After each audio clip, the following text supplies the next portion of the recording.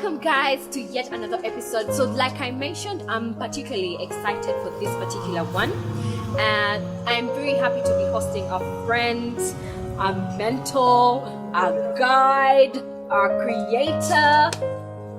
Help me welcome Phyllis Nassuna. So Phyllis would like to know who you are. I mean, I have networks of friends who, when I mention Phyllis, they just start to smile. I can tell you for a while. Yeah.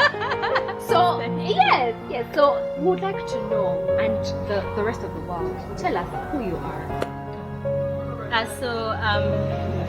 I usually get lost on who exactly I am because I evolve every time. But I'm a girl from India, that's for sure. Yeah, I am a creator. My background is in technology, but over time I've grown to explore into like writing, reading. I define myself as a reader. Reading, hair. Discovered I have a talent in my hands, right? Yeah, so I do like natural hairstyles, and generally, like, I'm a learner, of life. I'm always open to new challenges and trying out things that challenge me. So I can't say I'm this because I'm also open to evolving. So I think really a creator defines who I am. That's interesting to know, especially because on this channel we are trying to break the stereotype of you're supposed to be this one lawyer. Yes. And so, if you evolve or if you're open to being someone else, then you've lost your way. What's your comment on that? I think the whole, because for me it takes me back to school. We are brought up in a way that, like you have to be one thing. But we all, from experience, you've learned like life is not like that. Today you're going to have to put on like a lawyer's suit somehow. There are situations where you feel like you have to negotiate, you have to resolve conflicts. Another time you're going to be a finance person, like an accountant. So like really life shouldn't be defined by I need to pursue this thing, because it also limits your potential as a person. Because I mean, like, I used to think, even my sister, if she's watching me, she will know. I used to think my hands can't do anything with hair. Like, even when I started growing hair after, like, school, like high school, she would always be the person to style my hair. And then in lockdown, I tried these twists, the ones you have in. And, like, my hands are flowing. I was like, wait, I actually can do anything I put my mind to. And I think it has to change from the way we are raised, like from home to school to even like when we start our careers. You're not defined by I'm a front desk person or I'm like a project manager, because there are times they have thrown for you to balance the books and you sort of figure it out. So we really shouldn't be defined by one thing. Like we can be versatile, as you say. So that brings me to the point of what has helped you embrace evolution, because it just feels like life is supposed to be this straight line. You're not supposed to maneuver. So what has helped you embrace that? And sometimes I ask because we have an innate fear. Sometimes fear is the easier option. The unknown. Yes. So what has helped you? I would go back as a child. I think I've always been. Then it was seen as being rebellious. Because like I was always the girl they would tell, girls don't do this. If you don't give me a good reason, I'll try it. If it works, rebellion, I will continue doing it. So like I think like my life was always like that. I remember the first time I rode a bike. I didn't start with these small ones. Like I did the big ones. And not like muchela, on the seat. On the seat, because like my granny had a cow, and we used to go and get. How old were you? I was, I think, like P6, P5. Wow, that's young. And remember, a girl, in those times, So this guy, we used to go and get the visagazi and like the banana peeling, and every time I had to drag that bike, and I was like, but why don't you let me ride? Like every single time I had to drag it, and the day he let me like have it, he wasn't there. I was like, today I'm not starting from Chenda. I'm like going half. Wow. I rode the bike. I couldn't believe it. Did you fall down? Did you hurt yourself? I did. Did you know how to break the bike? Like I did. Like I just, when I was stopping, I just put the leg down. I remember I was short. Hey! Yeah. So for me, like life has always been like that. Like go try it out. Yeah. So long as you put your mind to it, like you can figure it out. They like as humans, we are like I think built in a way that we can figure out things along the way. Yeah. So if you go with that perception, with that mindset, you can really do anything. Like even when I joined to college is where I met Cynthia, and like I was for like from campus to like my third job before I joined college, I was in tech education. Teaching young children how to program, about like software programming and also robotics. And when Brian told me like, are you up for a challenge? I was freaked out like, I can build a business. I've only been teaching these kids in theory about entrepreneurship and like solving a problem in your community. I can't. And then I went back home. I'm like, but what if I could? Let me try out and see. So for me, life has always been like that. Like try it out, and like I've never had it figured it out. Like I've never had all the answers, but I go with the mindset of like, let me go, give it my best shot, and we see how it. There's nothing to lose. There's nothing.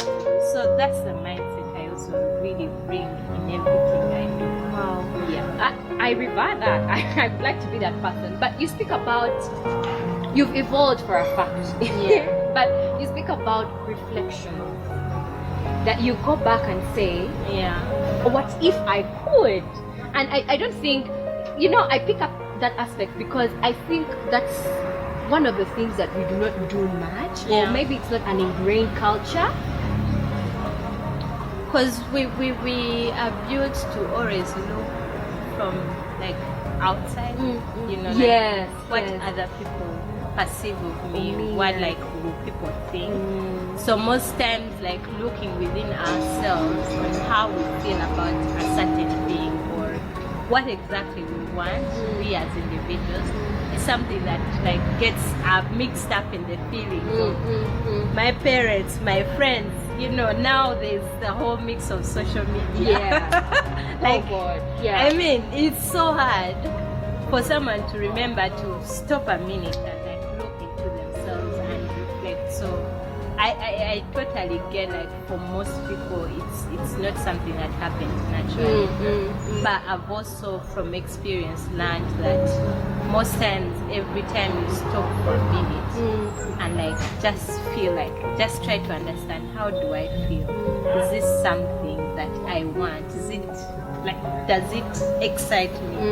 Then you're prone to make the best decision for you. Not for your mother, not for your sister, not for your boyfriend, just you. So I don't know, like you always have to. Man, Phyllis, let me say, I'll confess this. Like you've always come across as the person who is like spiritually aligned. Like you have your things together. You get? Like the word for like you have your shit together. Like I've always looked at you as I've always looked at you as a person who is like you're the perfection of, if that's a word, you're a perfection of this human creation. But I mean, perhaps that's you could speak to us about spiritual alignment and manifestations. These are topics that I know are close to your heart. Because I've seen you write about them. I've read your status and I'm like, this is coming from somewhere deep. It's not just it's not just a one line. Yes. So just speak to us about that. So I would, first of all, excuse me, I need to cough. Excuse you. Sorry. But We continue. Talk. so I've actually not always been like that. As a child, as a young adult, like teenage life, I struggled a lot because you have your own feelings, like I said, like you reflect and all, but also around you, because as a young person growing, you need the support around you, right? So it has never been like that. It's always been like, I feel this, but also I'm expected to do this. There are times, yes, I did what I felt like, but then there are also times I fell short and like did what is expected of me, right? So it has never been like spiritual line at all. And then I think I would say like the moment I really like learned about the whole alignment, I wouldn't say spiritual then. Right now I think I'm on that journey of like, you know, aligning my spiritual with the whole thing of like trying to get to the path I want to be at. But that, like, it was 2018. I was going through a heartbreak. You know, we all have turning points, Oh right? my god. Yes. Oh my god. I don't know why heartbreak. Oh my god. We should have For gone most there. people, right? So I was going through this heartbreak, and like that day, I remember I cried. I cried. My eyes were swollen. Because that time I was For a boy. Yeah, but I mean, and then I think I spent the whole day indoors crying. Like, Phyllis, are you going to spend your life like this? You know, for how long, right? Do you like this boy? Yes, maybe. Does he like you? I'm not sure. But like, what do you want? Right? And I remember there's a friend of mine, right now he's actually my business partner. He had sent a book called The Secret to me. It was in soft copy, very huge. Like, that was 2015 when he shared it. I was like, hey, you should read this thing. Hey, you love reading, you should read. And I always like, I'm not going to. Like, I kept passing on it. But then during that time, I was like, I'm going to try and read this book. It has that section of love. Because in that moment, really, you feel like it's love that you want. But that book, I've written about it a couple of times. I'm sure you've seen. Like, in that book, it challenged me. Like it talks about like, what do you want? If it's love, first love yourself first. Do you love yourself? Do you even know like what your ideal perfect day would be? Like your ideal outing place would be? Because we put pressure on people. Like we expect them to know what we want.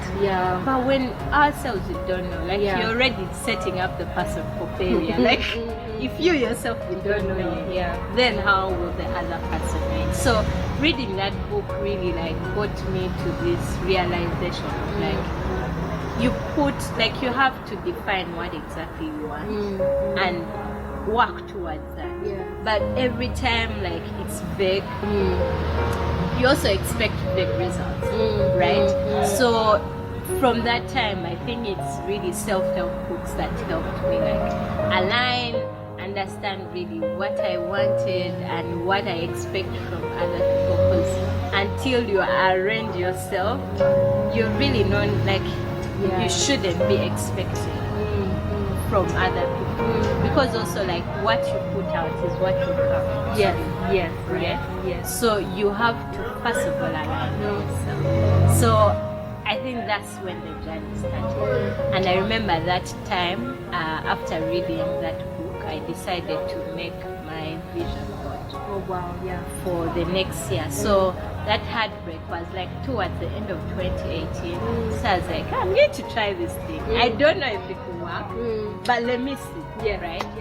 So I sit down, I make my first vision board. That time, I made it on cardboard. For people who don't know vision board, it's really just something that you put the things you want. The way you would say, I want a car, I want this, I want a new job, I need a pay rise. You put it, on this board, and you see it every day, right? So that's what I did. Like cardboard, I remember I even got the pictures from Google. I want to rise in my career. I didn't know how it was going to happen. I just put it there. I wanted to, I don't remember some of the things, but most of them like love, what, the things you expect. I need to read more. I put it there. And we start 2019. I think that's the time I joined the village in May. Yeah. I was like, wait a minute. I put this there. Rise in my career. I put it like, how? Because even the way it came, it's not like I was applying for work. It's not like I was reaching out to people trying to look for work. It just happened. And then like that year, things kept happening. Things kept happening for me. Like, I'm definitely doing this the following year. However, I didn't do it. The next year I followed 2019 to 2020. Yes, I followed with that one because a few had happened, a few had right? So then the friends I was with, because that time were like in an office house, so the girls who used to come, they would stay at that house. So everyone would be like, hey Phyllis, what's this? And I would tell them all about it, and I would encourage them to read the book, how it changed my life. Of course, you've seen me trying to market people's books. So everyone was like, I should try it as well sometime. So it then I think in 2021, that's when I got a chance to do it with friends. I saw yes, with Sabrina and Susan. So we did it, and like that time I ordered the cutout. I'm like, I'm not going to go to Google and search, because most times it's like the pictures are so scattered that you're not sure exactly what you want, right?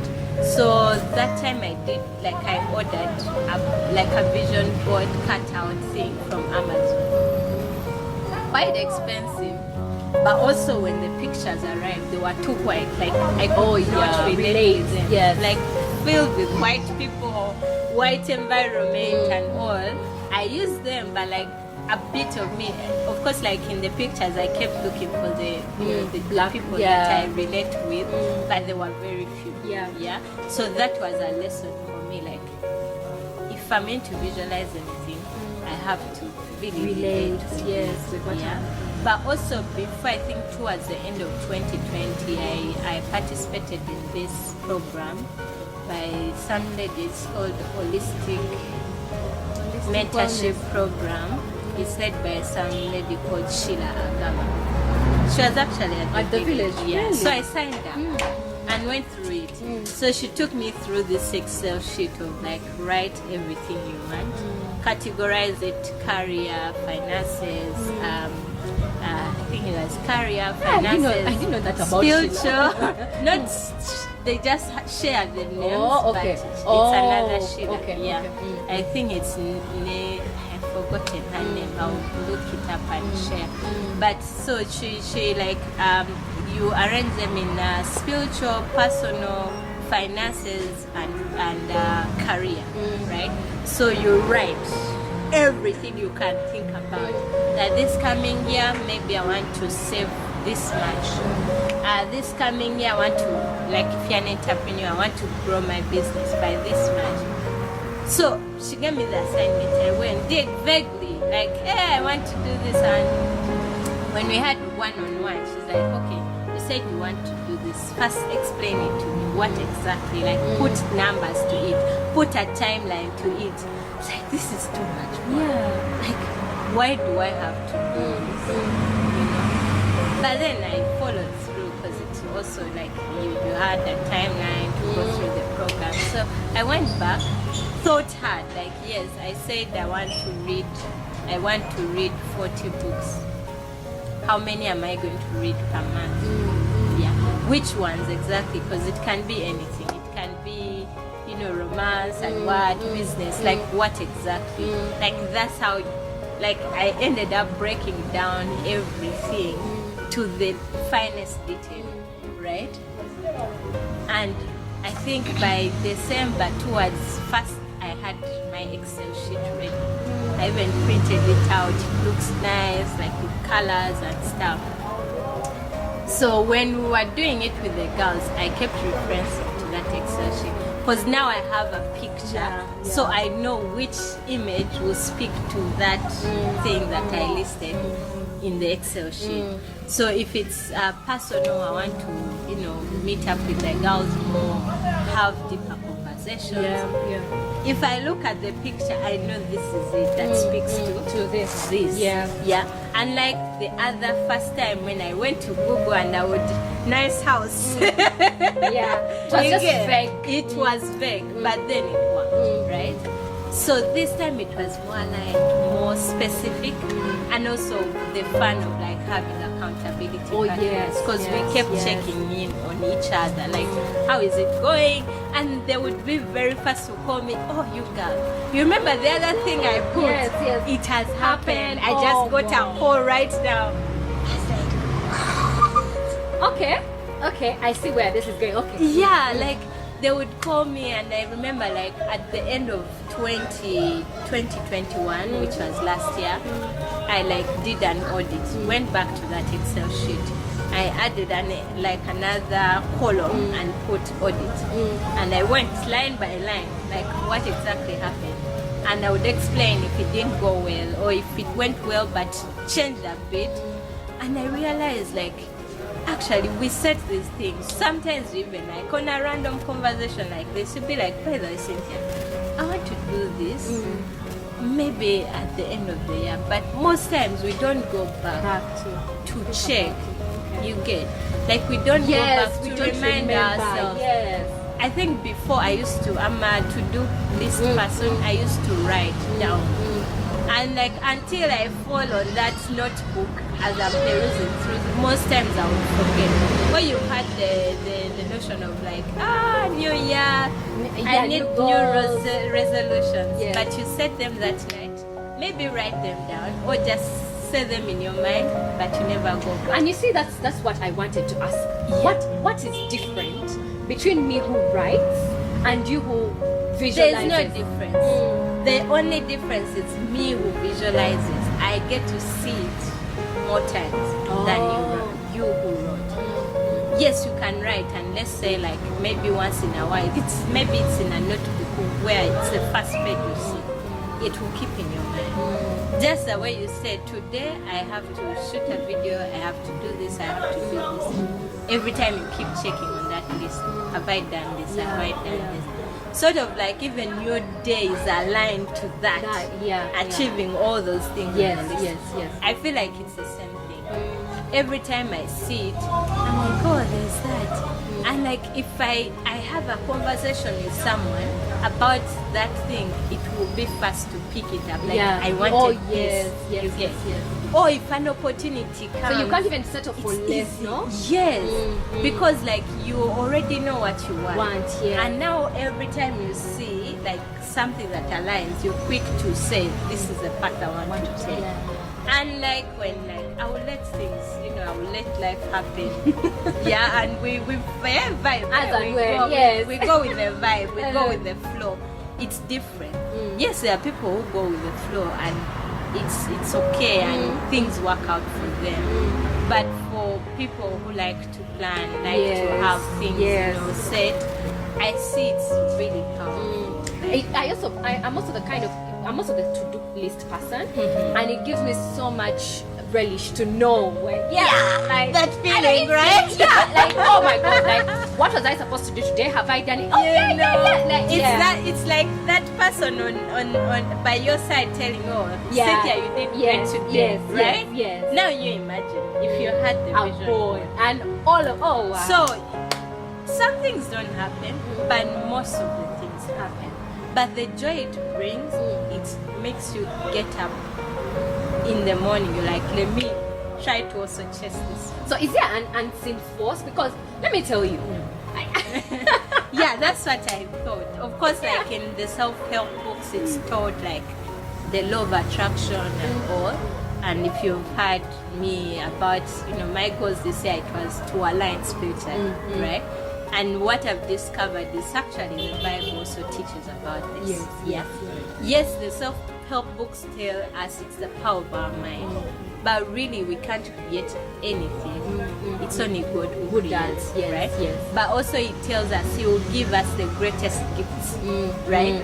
So as long as you can imagine it, and it's beautiful, and it's to bring praise to His name, it will happen. Wow. That's one thing I've learned. Like, I think the whole time when I was reading the self-help books, it's something I missed, because they tell you, you can create with your mind. What you think is what you get, and yes, it does. But there are days you're going to be like low on motivation, like you're very negative. What do you fall back? But knowing that you as a human being, it's not your power. Right? But just the way you kneel down and say a prayer, right? To God, I want to get school fees for this children. And He makes it happen. Because you imagine like the kids putting on their uniform, going to school, same thing. So it's like visualizing your prayer sort of, right? Like put it there and say, God, I trust you to make it happen. So for a long time, I thought that it's, like some, I am sure you used to see me, the universe. Yes, all the time. The universe, yes, the self-help books tell you like you can believe in anything, right? But so far since I started my spiritual lining journey, I've learned, and guys, never be like really so stuck on something. We evolve every day, and knowledge is power. So if you learn something new, be open to be like, you know what, I used to think this, but now I know this. And from the fact, really, even the Bible verses, I was looking at one, James 1:17, around there. You could pass me and I read it. It still talks about how God is ready to give us what we want. Desires, But unless you know those desires, like He doesn't know. And besides, there are a lot of people praying.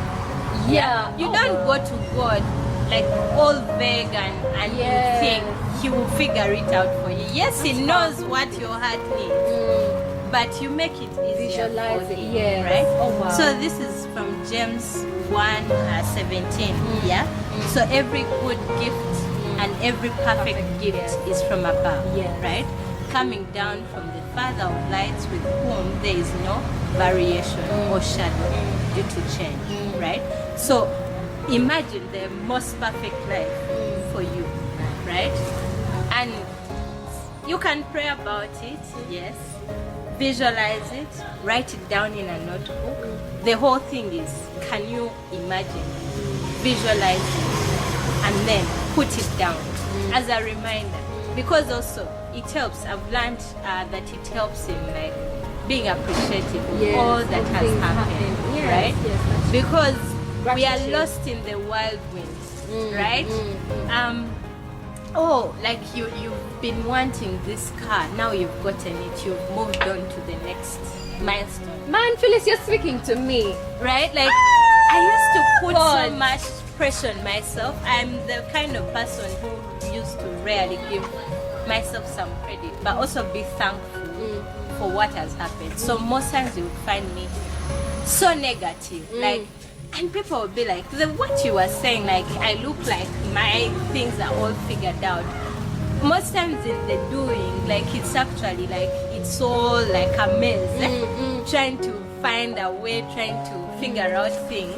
So now for you, you see those things that have happened.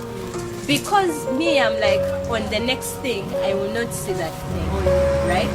But what the vision God taught me is like, every time I stopped and saw, this happened, I'll like sit down and like, thank you, God. Like, just live in the moment. First of all, thank God, but also myself for the work I put in. It would also give me more energy to chase the other thing. Yes. But most times, if you Wow. don't have it down, Yeah. if you've not like really thought it through, most times you get that thing and you Move the on. next. Yeah, that's true. Like, That's true. Like you see this thing like people be like, let's say you're earning 1 million. They're like, Mukama, zene wampa 1.5. I'll be there. Yeah. You get a new job or you get a rise. Yeah. And it's giving you 1.5. The next week, the Mukama nompa 2 million. Oh my God. You get like we never stop. Phyllis, you're shaking our table.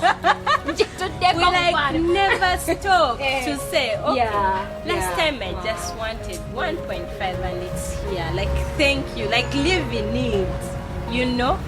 But we are so fast to move on to the next thing. agenda. Like, keep on chasing, keep on chasing. So for me, that's the difference. Yeah. So if I write it down, if I, whatever way you choose, I know friends who want to buy this, but they will buy a cute notebook where they will write these things down. So whichever works for you, just write it down. Do that, put it down, and like occasionally go back. There's actually a scripture that says, "Write it down, and I will make it. I, the Lord, Yes. will make it happen." Someone will help us look that up. Maybe you can put it in the comments. I don't know, but yes, actually the pastors also preach like me. Yeah. So whichever way you can draw it in pictures, you can sing it in songs. Whichever way works for you, do that. Every time you listen to that song again, you remember, oh, there's a time when I needed that, and now I have it. Yeah. Because life, every time we like keep living like we are chasing the next thing, we are never happy. We are never satisfied fulfilled, because we are like always angry for the next big thing. Yeah, that's true. But I used to be a sad person. I'm sure you've heard my friends talk about that. Like, I used to be a very sad person. Yet I was hardworking and things would happen. But because I used to put so much pressure on myself, like, I would always be sad because the next thing has not worked yet. Yeah. But then once I learned that, I became the happiest person, that I will celebrate the tiniest thing.